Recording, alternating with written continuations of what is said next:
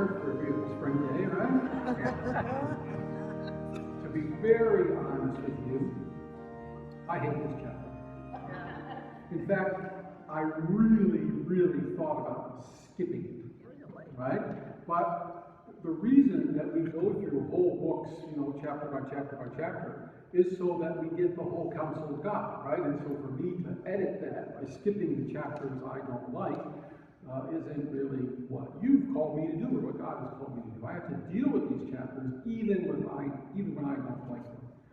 So that's what we're going to do today. Now, on the one hand, it's a very easy chapter, right? It's very easy because, well, it's a story. It's just a history thing. You guys can all read it. You can all understand the history just as well as anybody else. There's no big secrets here. But the question that we have is, what does it mean for me? Right? What does God have it in here for? What is the point of this being in? That's what I think of it. It's my concern. What is God doing in this chapter? And so I read commentaries and I looked and I tried to think, well, maybe there's something in the words that I don't understand. What's going on? And finally, since I've struggled so much to decide exactly what God wants to say to us, I thought, I'm just going to do that. I'm just going to go through and share with you what I believe that God was saying to me and probably to you as we read through this chapter. So we're going to look at the characters that appear in here, and we're going to find out what is going on with each of them. And let me just say, right from the beginning, 5 of the 6 are bad.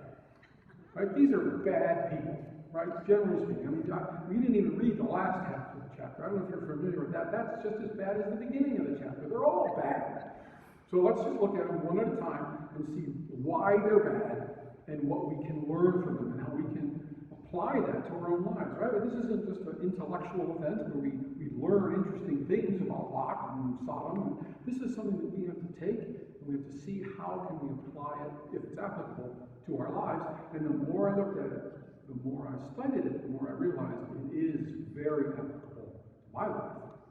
And I'm sure it's applicable to some of your lives as well. So, here we go. The first point on your outline, the first character that we see is Lot. Lot, in verse 1, the 2 angels came to Sodom in the evening, and Lot was sitting in the gate of Sodom. Now, we already know from last week that Sodom is an evil place, and the Lord is thinking about destroying Sodom. In fact, he's already decided to, but that was last week. When the 2 angels that went on, you notice the Lord didn't go on with the 2 angels. The 2 angels that go on, they find Lot sitting in the gate. Now, sitting in the gate is an interesting thing because that's where the leaders of the city sat. They sat in the gate where people could come, and if there was a fight between neighbors or a problem of some kind, then the elders would talk about it and make a decision. It's kind of like a court system of the day, okay? So that means that Lot was kind of a bigwig in Sodom, right? Lot was a guy who was respected by the evil people who lived in Sodom, right? He was there and he was comfortable there, right? And I just said that everyone is bad in this chapter, and that includes Lot. Lot is a bad guy. And what did Lot do that made him bad? Well, we're getting there. Yes, offering up his daughters, not a biblical positive. But the truth is, he was in Sodom and he was comfortable. He was happy living in a place of evil. Right? He was comfortable. In fact, if we read further and you get down to verse 16, it says that's Lot, but he lingered. So the men seized him and his wife and his 2 daughters by the hand, and the Lord being merciful to him, and they brought him outside. Lot, even after the angel said, we're going to destroy the city, everything's going to get burned up, Lot didn't want to leave. Lot was so comfortable hanging out in an evil place with evil people that he didn't want to leave. What about you? Right? I mean, because we're going to apply this, right? Who do you hang out with?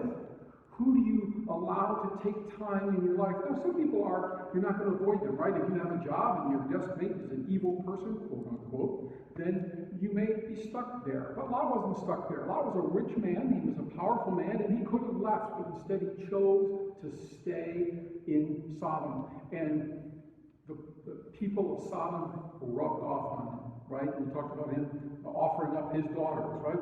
Why would a righteous man do that? Well, obviously, Sodom was rubbing off on him. And why would he not want to leave this place of evil? Because he was comfortable there, because evil was rubbing off. Sin, what we're talking about today is sin. Sin simply means missing the mark. It means not hitting God's best.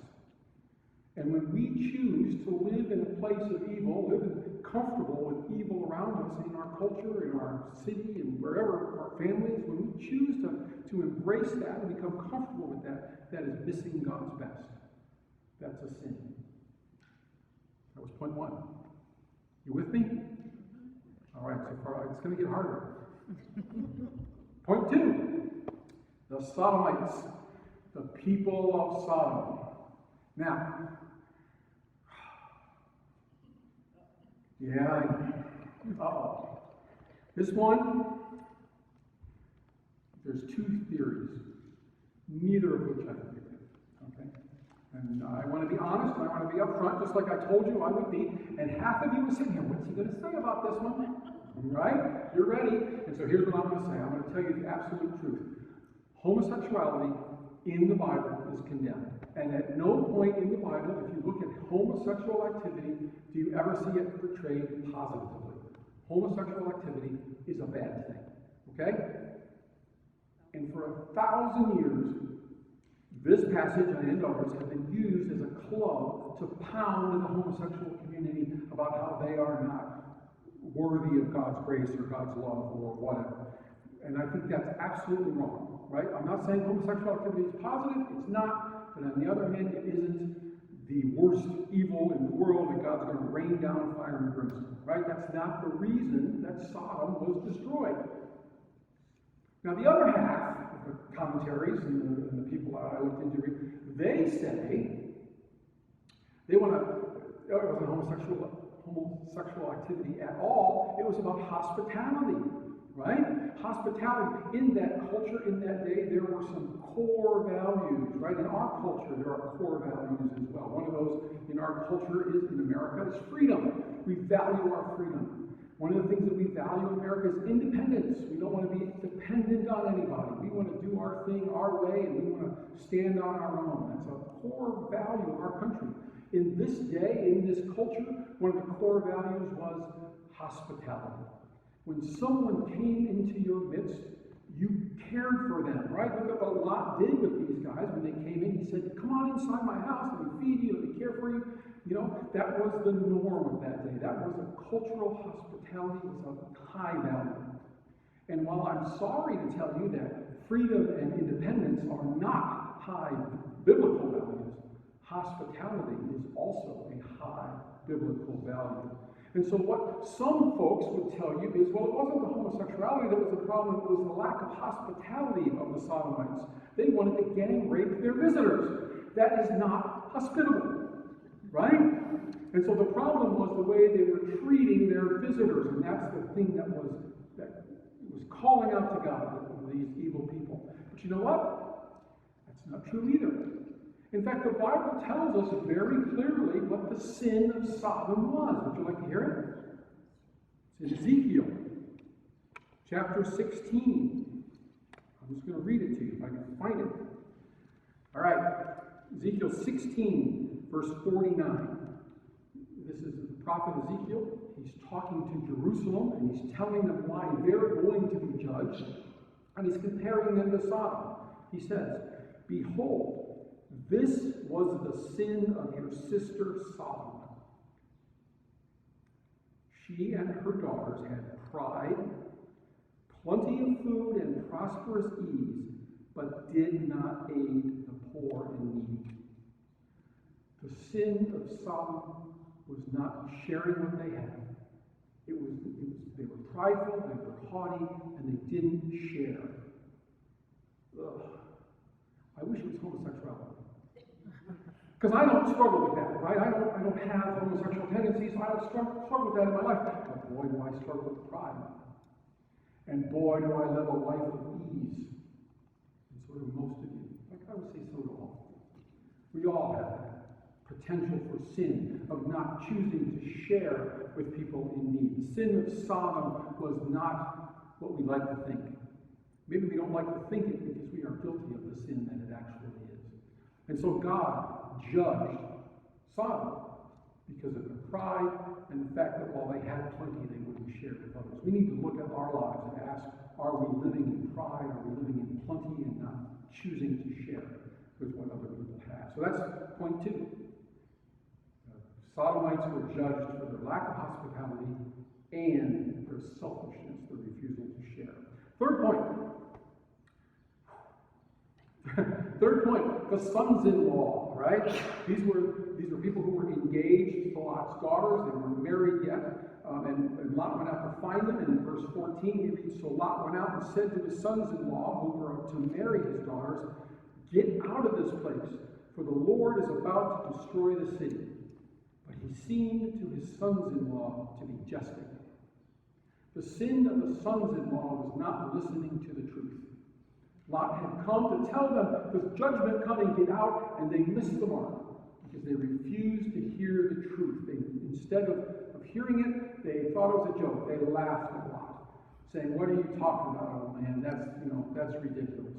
And they perished because of it. They perished because they refused to listen to the truth. And how often do I not want to hear the truth? Right? How often do I, by reading my Bible, I see something, oh, no, that doesn't apply to me, and the Holy Spirit says, yes, it does. Maybe some of you have already felt that this morning.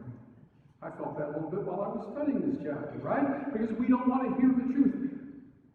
The gospel according to Facebook. This was popped up in my newsfeed yesterday. I thought, wow. It said, the people of Jerusalem didn't choose Barabbas because they loved him. They chose Barabbas because they hated the truth. And how often do we choose evil because we refuse to hear the truth? The sin of the sons-in-law of Lot is that they refused to listen to the truth when it was presented to them. And we need to be careful. We need to listen when God is speaking in his word through the church in that still small voice. We need to pay attention and listen and take that seriously. Will you do that? Will you listen to God? Don't answer. Everyone will say yes. And yet when the rubber meets the road, how often do we choose not to listen to the truth that God is revealing to us? That was point 3. We have Lot, we have the Sodomites, we got the sons-in-law, and then we got Lot's wife. This is a crazy verse, right? Here it is, 26. This is after the angels, they hesitated. The angels finally just grabbed them by the hand. They pulled them out of the city. But, verse 26, Lot's wife behind him looked back, and she became a pillar of salt. What does that mean? Again, I go to my commentary, and I look, and I say, what does this person think, and what does that person think? And to be quite honest with you, the most conservative of my commentaries, they say that, well, she became a pillar of salt. Okay? I have trouble with that. I don't know about you guys, that doesn't make sense to me. She looked back and became a pillar of salt? I don't know. Some of my more modern commentaries, right, they say, well, basically what happened is she looked back and a big chunk of the sulfur just landed right on her, right? So she became like a pillar of salt, maybe, right? Other people say it's an idiom, right? A pillar of salt means something. Like when I say, well, raise the big cheese, right? You don't think I'm literally saying to raise a big cheese. Maybe you do, I don't know. But generally I'm saying to raise in charge, right? And so this pillar of salt thing could well be an idiom that we just don't understand the meaning of anymore. And that actually rings true with me. I think that might be the case. Hope none of my fundamentalist friends are watching this video right now. But it's very possible. But the thing is, that's not the important part of the message, right? Whatever happened to her, can we agree that it was bad? Can we say that becoming a pillar of salt probably means something less than good in her life, right? And what was her sin? She looked back, right? God had gotten her out of the place of evil. He had gotten her out of the place of judgment, and she looked back. She wanted to return to that. And how often do we do that in our lives when we are out of the place of evil? We have finally gotten away from that habit that draws us away from God, or we have learned a new skill that God is using in our lives, and yet we look back. Instead of going forward with where God is taking us, we choose to go back. And that is the sin of missing the mark. I've done that one too. Maybe some of you have as well. I'm not talking about huge things, right? I'm not talking about murder. I'm not talking about gang rape, right? I'm not talking about any of that. I'm talking about things that we do that are deserving of judgment. Lot's daughters, which is point 5 on your outline. We see Lot's daughters come up in a place that is past where Mike read for us today. Lot's daughters, they've been saved from the city, right? They've been taken out. Their mothers have become a pillar of salt, whatever that means, right? They're people they're engaged to, killed in the city as the city is destroyed. And Lot's daughters, afterwards, they're safe and they're lamenting. And so they say, we have no husbands. I don't know how we're going to get any husbands. We're never going to have children. I have an idea. Let's get our dad drunk and rape him. Yeah. These are not nice girls. Right? I mean, is that ridiculous? You think that's fine? Well, okay. No, it's not funny. No. It's bizarre, right? It's a bizarre story that these girls would do this. And so what are we supposed to take from it? How do we apply that to our lives? I don't think that's an issue for any of us here. I don't think that we would do that. But what is God saying to us? So what is the sin of these girls? It's a lack of faith. It's the fact that they did not believe that they were going to have children, that they did not believe that God would provide for them in the future. They decided that they had to do it themselves. They decided that what I'm going to do is I'm going to do something sinful so that I can get my way, instead of I'm going to follow God's righteousness and let Him provide husbands and children for me in the future. And again, I don't have an issue with having a wife and children, but I do have an issue with being tempted to do things my way instead of following God to get what I want. And I think probably you do too. I've done that in the past. I decided, I'll borrow to get this thing that I want, right? Timeshare, right? You know what a good rule of thumb is? If you're ever with a group of people who are trying to make you buy, trying to talk you into buy something, don't buy that day. Right, Laura and I went to the timeshare place, and the pictures were beautiful, yes. And it was expensive, and we didn't have the money. And he said, well, we'll loan you the money. And I knew the Bible said stay out of debt, right? I knew that. But guess what I did? I borrowed the money, and I got the timeshare, and we used it twice, and then we finally got out of it.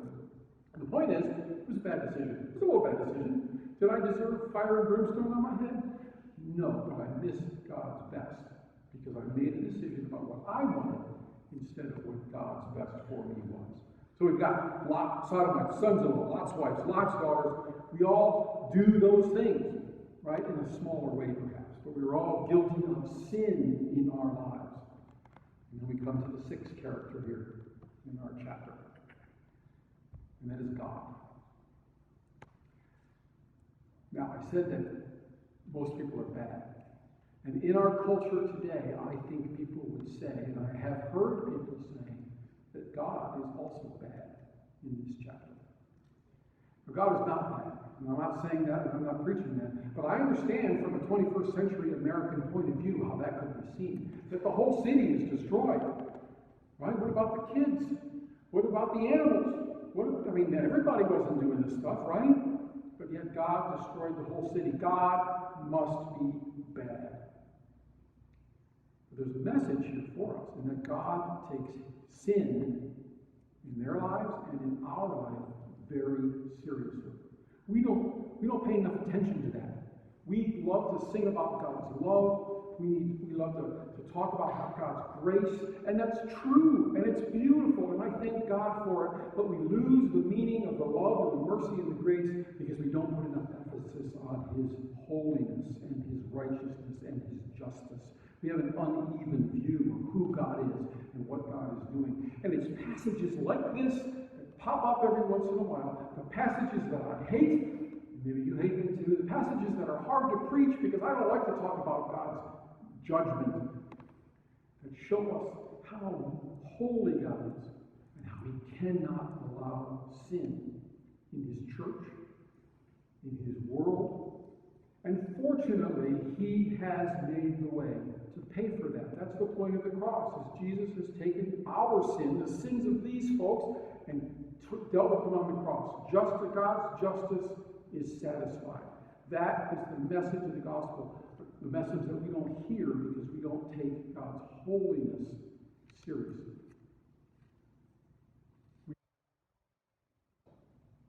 Because we're really not that bad. And yet, God's justice, God's holiness is perfect. And I'm not trying to scare you into thinking that God is mad at you, or he hates you, or he's going to drop brimstone on your head. But what I am saying is we need to understand more deeply God's love and his grace as we understand his holiness and how he has made a way to him.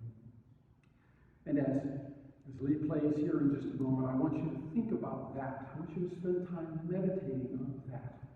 That God's great love paid the penalty, the justice that we deserve.